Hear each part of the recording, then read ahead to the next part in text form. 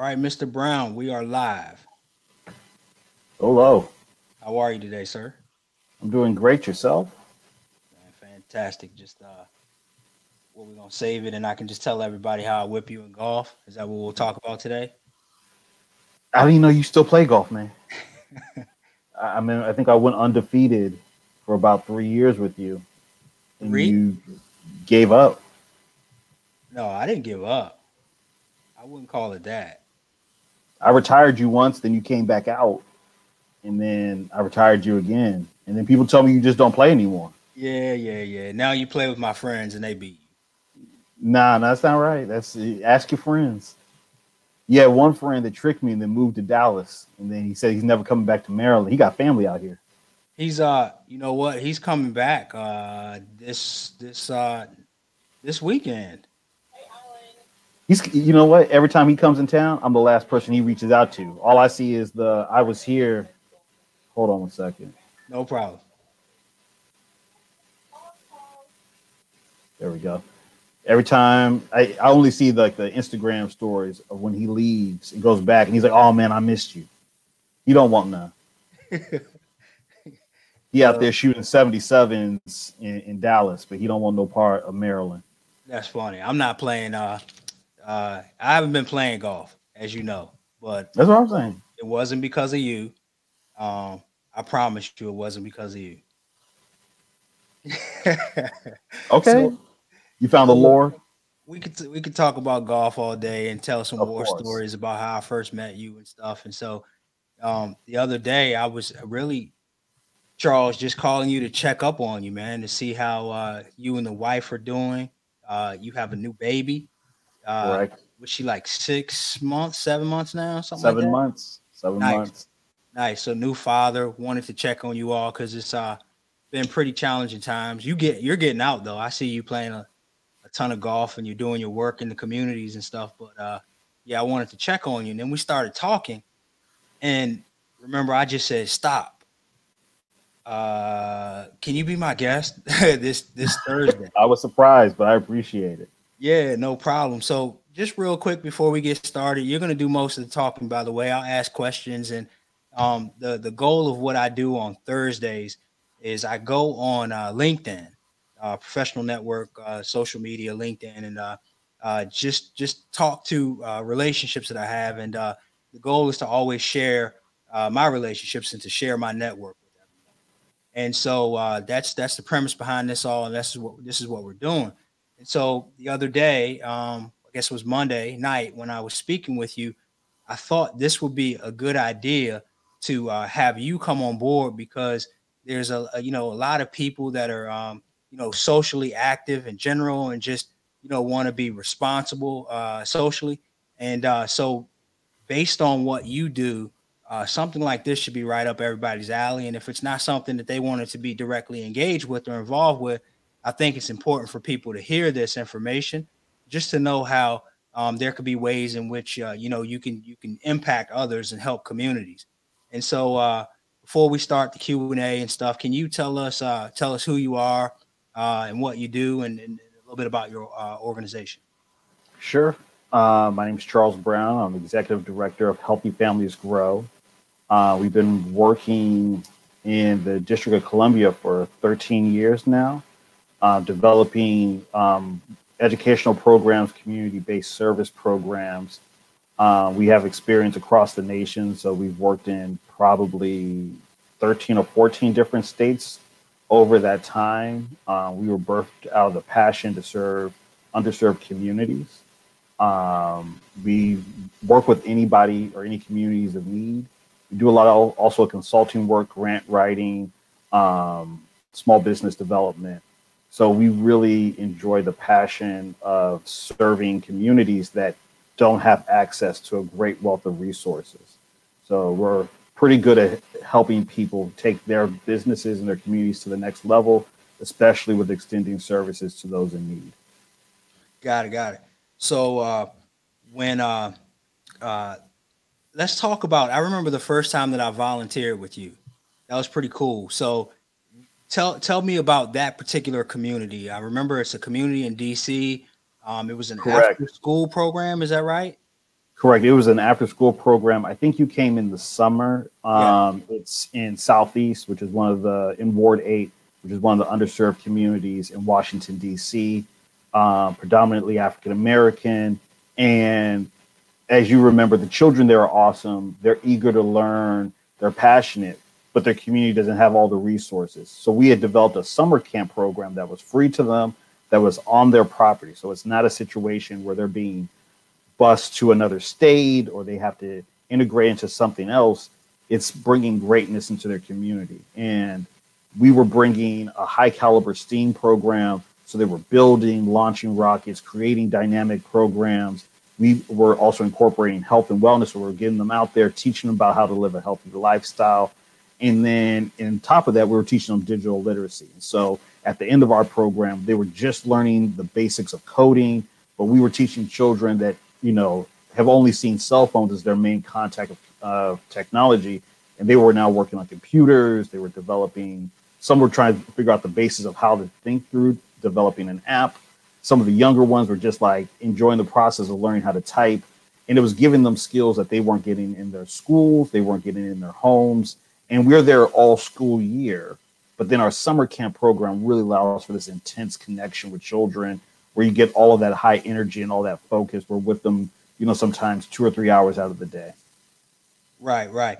And then so talk about digital literacy. Like what does that mean? So for our digital literacy program, it's meant to attack that there's a gap in the services that typically happen, the digital divide that happens between certain communities, in particular, sometimes African American communities, but it's usually most prevalent in just underserved, impoverished communities. So you do Those, I apologize for interrupting, but um uh you guys run the gamut though, right? Like in regards to diversity, like it could oh, be everybody. it's any So community. we've helped Russian communities, Hmong communities, Hispanic communities, anybody, any community that's of need. And it's not necessarily only those that are impoverished. You can just be underserved. You can be a rural community and just not have access to high quality services, have people with the skill sets to develop programs for you. So it's really just attacking those needs. And so for digital literacy, a good portion of our digital literacy program lately has been geared towards seniors. So we're going into communities and helping seniors that haven't been taught how to use their phones. They don't know how to use their apps. And some of them have dreams of entering back into the workplace. They don't know how to use the cloud to upload their resume. Some of them don't have a resume. So we do some career readiness work to get them prepared to establish their resume. And so we really, I'm a person that doesn't say no very often if you tell me there's a problem. And so when we go into the community, a lot of what we've done is we've pivoted to the demands and the needs of the community that has come to us saying that we have a particular problem. So we created an ESLL program for an Ethiopian community and El Salvadorian community that are in this area, particularly just because while they spoke English, it was their second language and they didn't understand how to speak some of the constant slang that's infused into American language. So we developed a program to help them gain comfort. We went through interviewing skills. We talked about how do you deal with interoffice politics. And we just opened up a forum where we not only taught, but we allow people to create their voice for themselves. Understood. And how so you're in specific communities like apartment complexes, like We're in is it community centers, like area centers? We're in community centers that are inside of apartment complexes. So there's some models where there's a separate community center and your children would walk, maybe a mile or so to go to that community center. We're at the community center that's actually on your property. So for some people, they may recognize it as there's like an office space and a gym and there's different areas. In these communities, there are usually like a kitchen. There's a space where people can congregate. We bring children there because it's, for a lot of the communities we work in, it's a very safe environment. You have your children on home. They're not worried about them, especially during the winter, walking home when it's dark. And we bring them high caliber programming, a lot of which is academic tutoring. So we're pushing children that are behind grade level, and we're pushing those students that are at grade level to excel. Right, right. I had a blast when I volunteered with you. So ice cream social. So I don't know Correct. how healthy that was, but we it was a lot of do fun. rewards. We do a lot of rewards, but it's a lot of fun. But Yeah, we yeah, because they won that. That was a reward. I remember correct. you did the presentation at the That was beginning not for everybody. ceremony, Yes, and yeah, there were there was some a couple children of that did kids not that get were ice cream that day. yeah they were pouting and they were like, I remember that. And then we made catapults. Is that what it was? That was exactly what we did. I learned a lot that day. I mean, it was a lot of fun just being involved, and the kids they were so excited about building it, and we had a competition um, to see which table or group would win. And yeah, it was fun, and I vaguely remember I recall being a finalist. I My believe group, so. I think you were the last two groups. yeah, yeah. So it was a lot of fun. It was competitive too as well. So that's really cool. One of the things the other day too, when we were talking on Monday, that really struck me, and it was the second time I stopped you. I was like, hold that thought.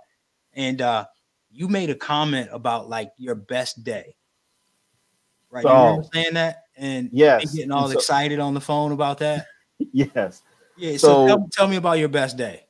my best day is I'm very fortunate because I should probably be in the office all the time, but I block out the afternoons and I get to go interact with the communities that we serve.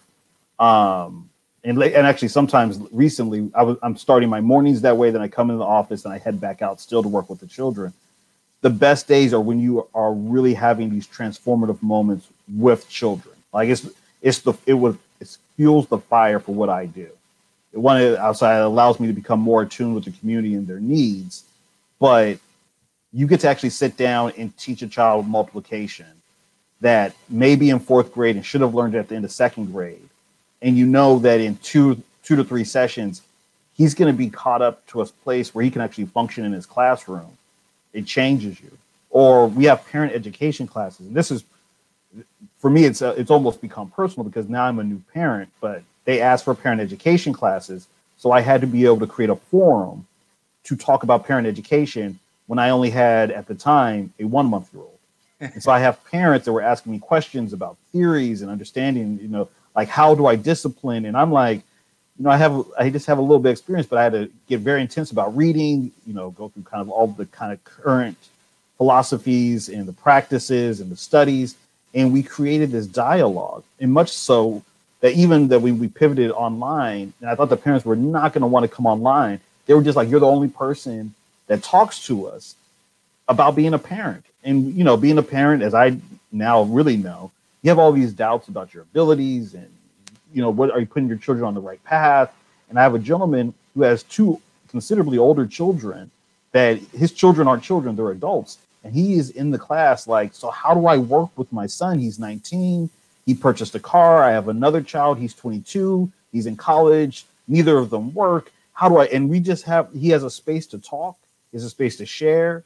And he's able to make a connection to his sons that he never had before. And that's one thing that every week he comes back to me. He's like, we went for a walk.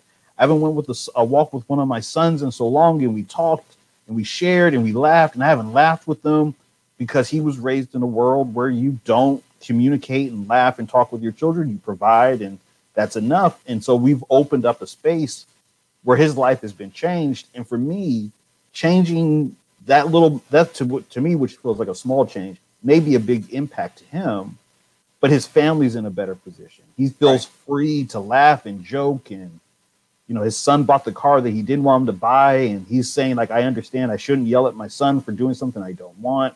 And now me and him are going to study how to fix the car and work on it together. And I'm just like, you got that from talking to me? Then that's great.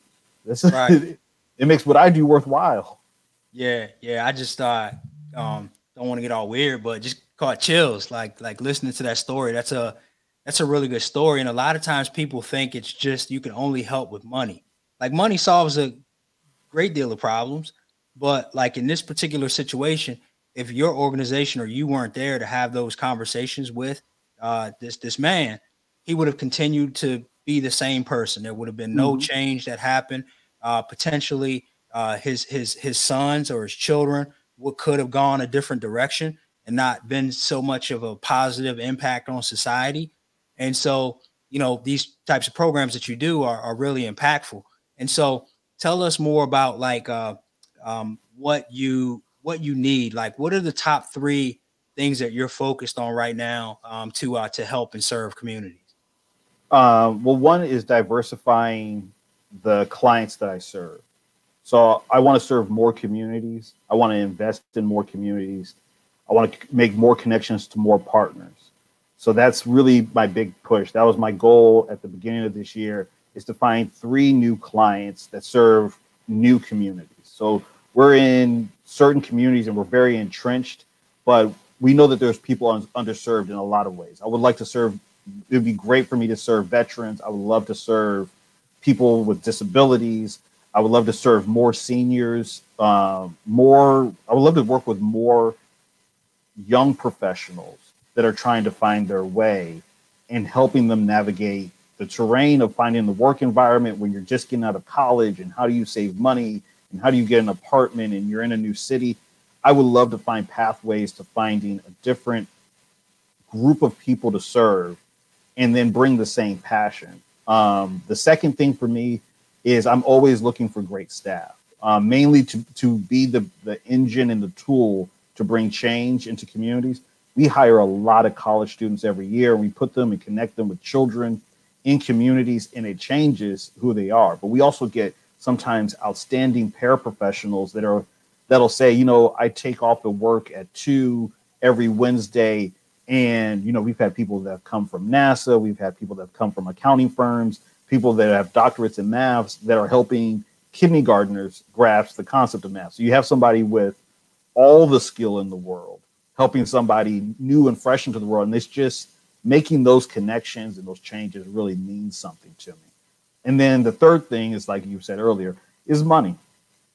We're always reaching out to new funders. We're always making new connections and partnerships. That's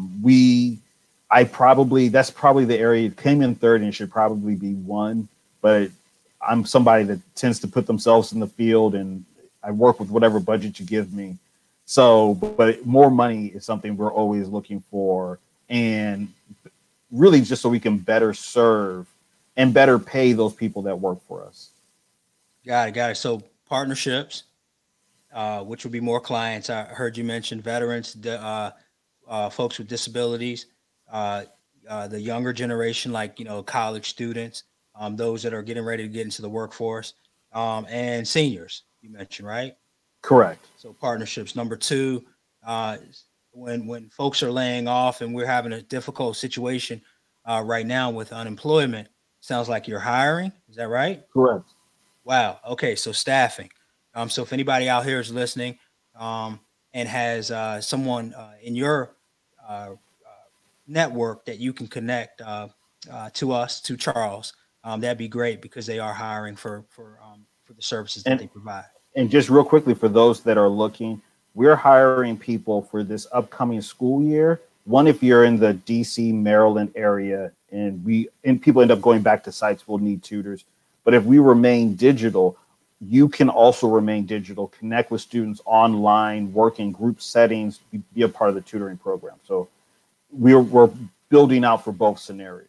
Nice. And then lastly, you'll ask for the money. Yes. Money's probably first, but you're going to lead with the service first, right? Correct.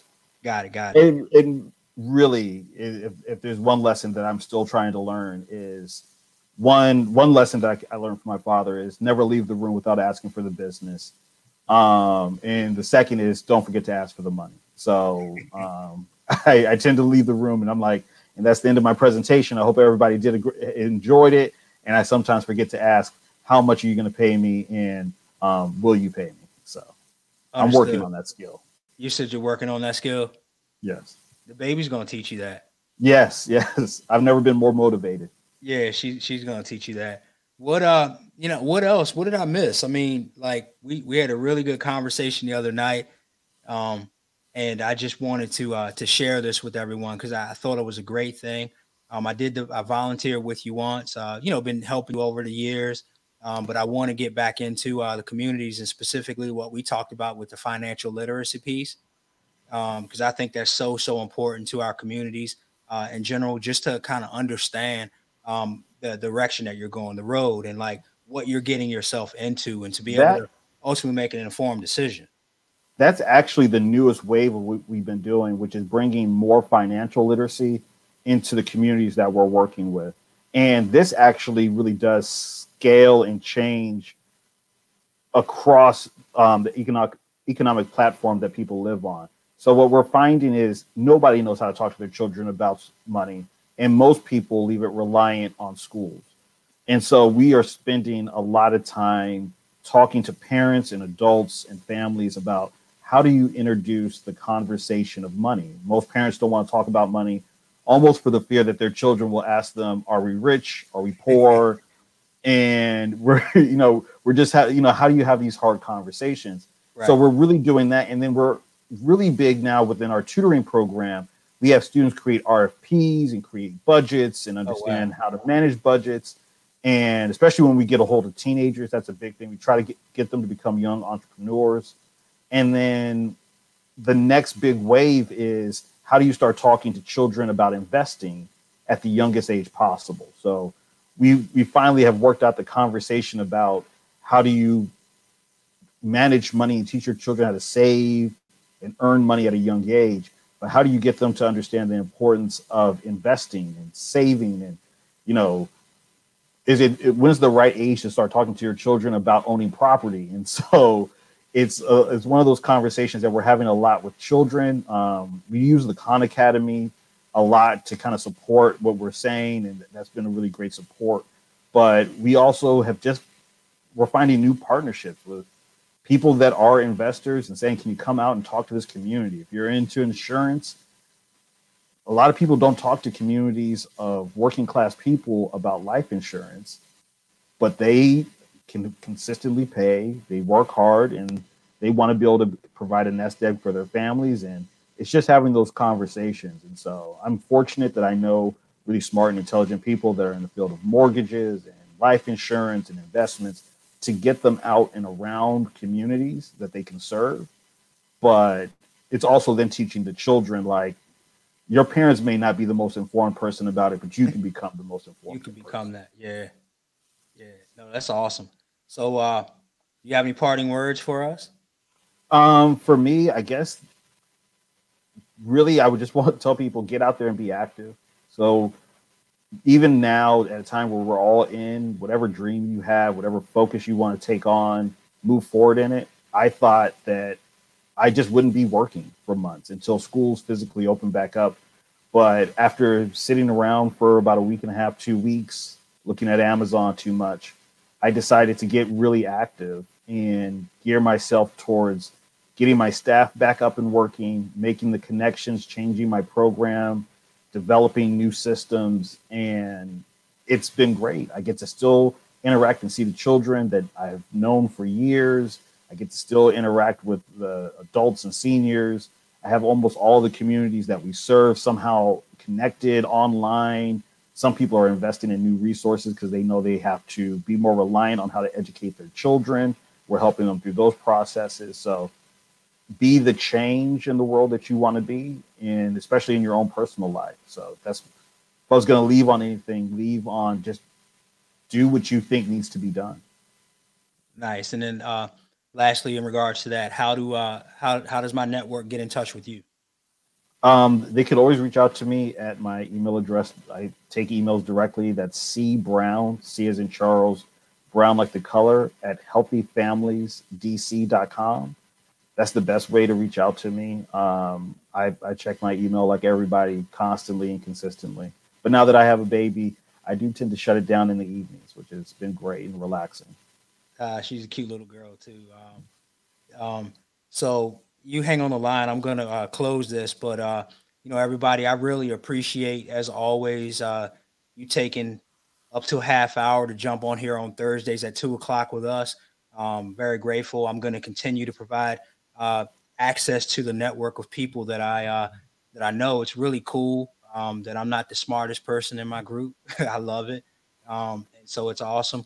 But the same thing that I say every week that I'll leave you with is just continue. As you can see here, you need to build relationships before you need them.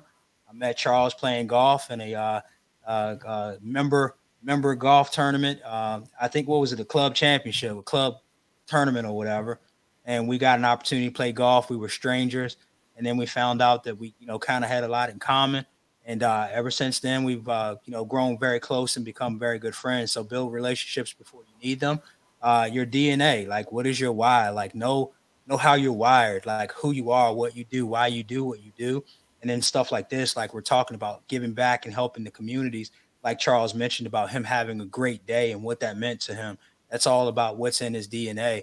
And lastly, have a plan. Like really have a plan. Know your roadmap. Know how you're going to get where you need to go. And I think everything will be fine. No motivational speech, but it's just words of wisdom that I like to pass on to everybody. And so continue to be safe. Try to stay as healthy as you possibly can. And we will see you next Thursday.